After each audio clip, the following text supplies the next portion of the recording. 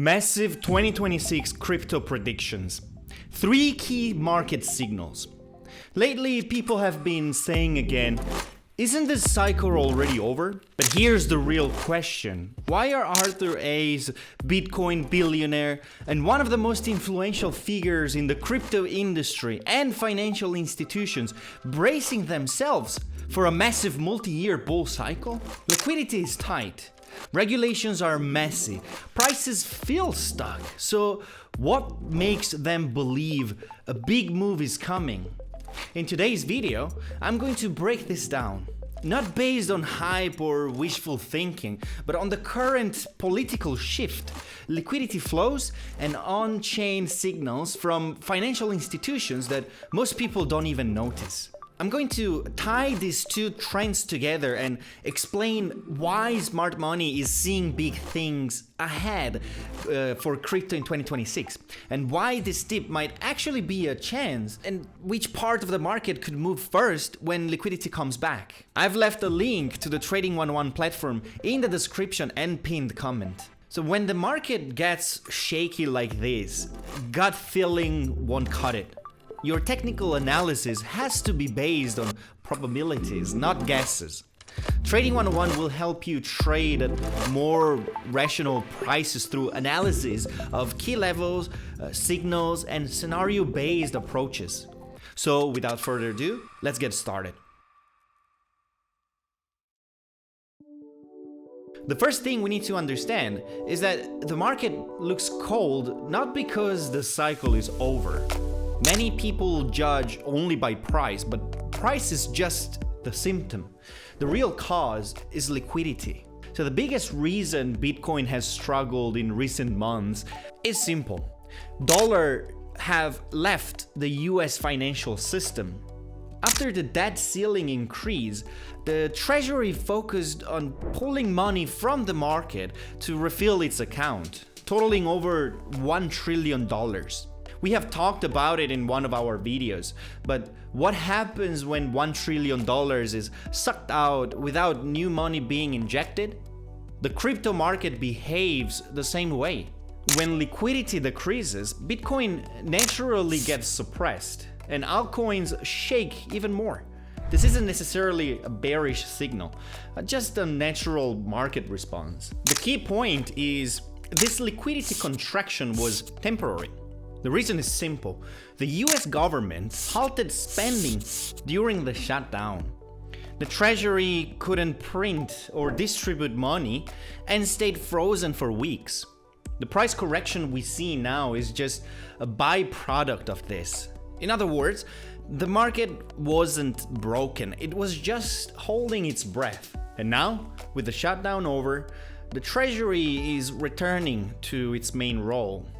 The US government's core job is simple: print money and distribute it into the market. And once that happens, what will happen? From that moment, previously suppressed assets, they start reacting one by one.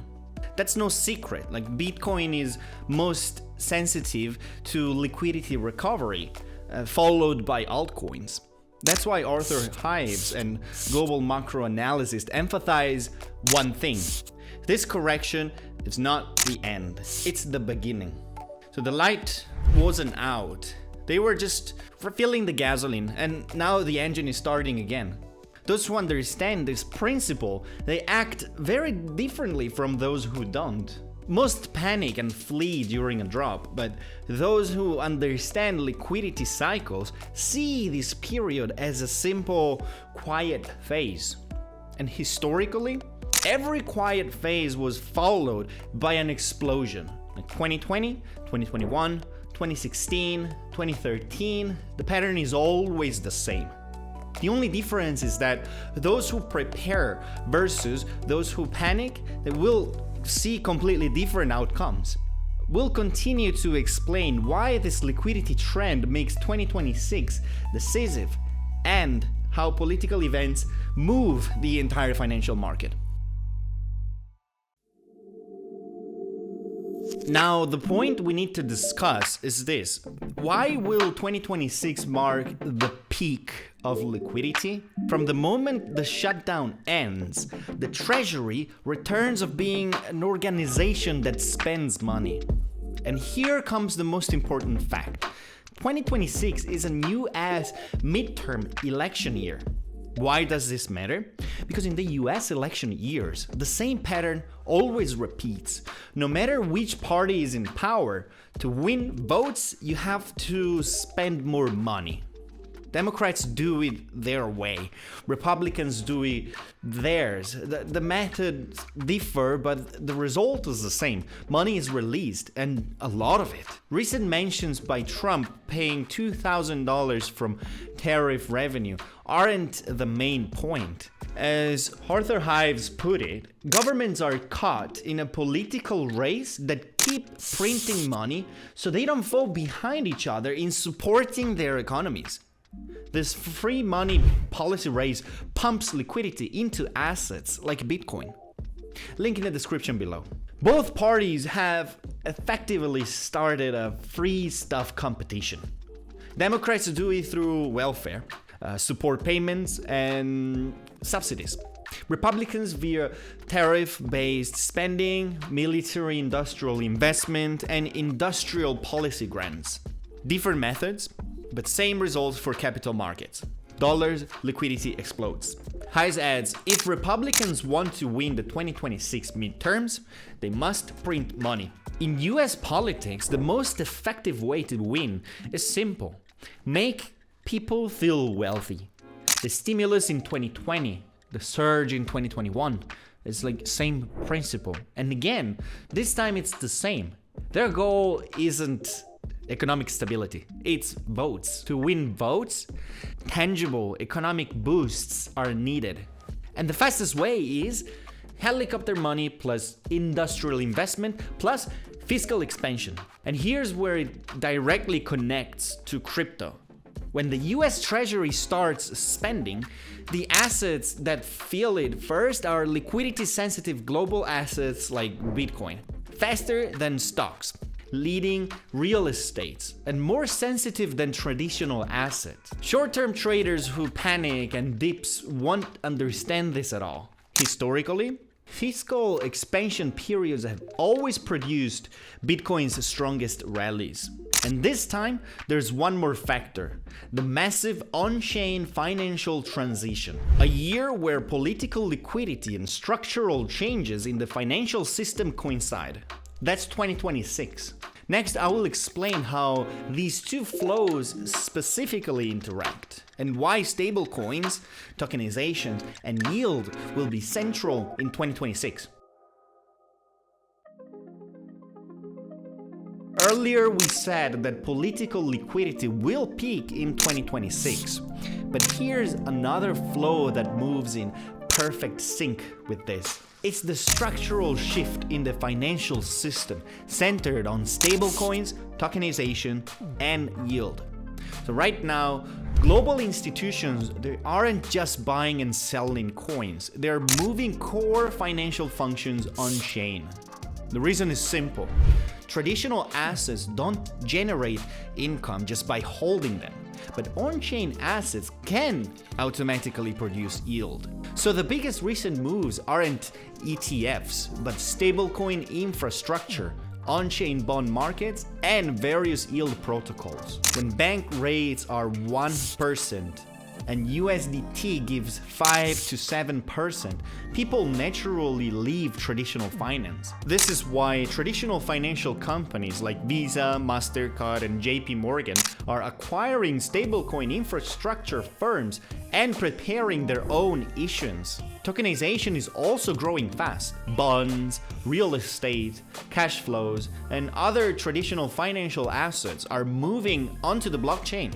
This means the on-chain yield market is getting ready for explosive growth. So why is this structure important? Arthur Hives said, going forward, surviving coins are those that generate yield. This is not an exaggeration, because only protocols with real users, real revenue, and real profit distribution can be at the center of 2026 flow.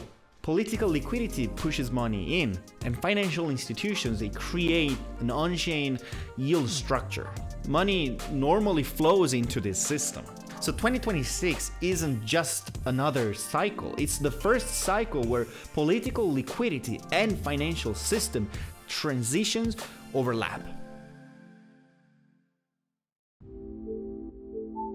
Now, we need to see how these three flows actually operate in the market structure. To put it simply, institutions have one requirement for crypto. It must generate yield.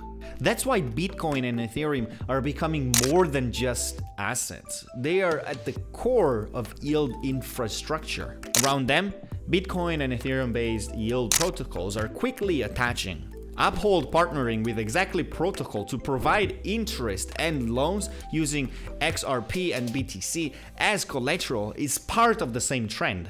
So Bitcoin L2S expanding on-chain DeFi is also ultimately about creating the stable yield structure that institutions want. Many protocols will emerge in this process, but survival depends on meeting one criterion: real users, real revenue, and a structure that returns profit to token holders. As Heise said, the 2026 alt season will be selective and fundamentally driven, not story driven. When money flows back and institutions move on-chain, capital naturally goes to these yield-generating assets. In the Bitcoin L2 ecosystem, attempts to turn Bitcoin from a held asset into a yield-generating asset are exploding. And the players jumping in most aggressively? Traditional financial giants. Banks like JP Morgan, Citi, Goldman, and payment networks like Visa and MasterCard are acquiring stablecoin infrastructure and on-chain payment tech. They're openly signaling the future is here. And the reason is simple. If bank rates are 1%, but on-chain stablecoins give 5 to 7%, the capital flow is obvious. So, to survive, traditional finance has no choice but to go on-chain.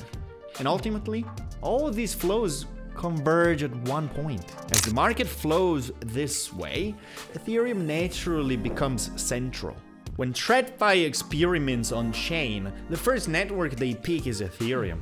The stablecoins, payment systems, and interbank lending, capital market simulations, internal settlement, all are being tested on Ethereum. And the reason is simple. Ethereum is the safest, most proven, and has the largest staked capital. That's why Arthur Hayes sees Ethereum cycle peaks at $10,000 to $20,000. Bitcoin reacts first to political liquidity, and Ethereum is reevaluated as the financial infrastructure layer. The period where political liquidity explodes, TradFi moves on-chain, and the crypto market reorganizes around actual yield-generating protocols. All coincide in 2026. The market is already giving hints. Bitcoin will respond first with liquidity recovery. Ethereum will be reevaluated as the base layer for stablecoins, payments, and also capital market experiments. Alts would no longer rise randomly. Only a few projects creating real users, revenue, and yield will survive strongly. Most people panic looking at the prices, but moments when liquidity, politics, and financial infrastructure cycles align happens only once every few years. And now is exactly that starting point. If you understood the flows and structures explained in this video, you will see more clearly which assets will move strongly and where to prepare. More detailed entry zones, scenarios, and key level analysis are available on Trading 101 platform linked in the description and pinned comment. If you want to act based on data and signals rather than just gut feeling, be sure to check it out. Now the real cycle begins. Only those prepared can turn this opportunity into their own.